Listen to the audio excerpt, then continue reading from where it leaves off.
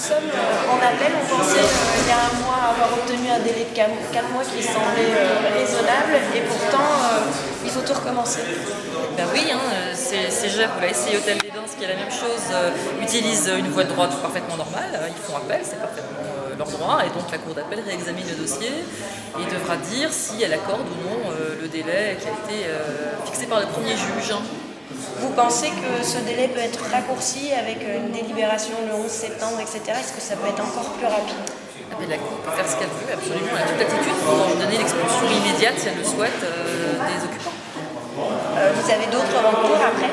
Une fois que la Cour aura décidé, ni moi ni la SCI Hôtel des Bains n'auront d'autres recours que de respecter la décision de la Cour.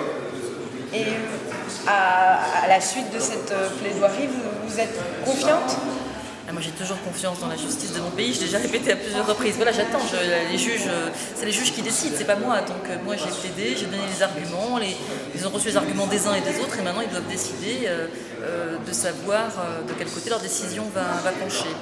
Justement, dans votre plaidoirie, vous donniez, en gros, vous avez expliqué que est-ce qu'on penche pour l'humain ou pour l'économique d'abord?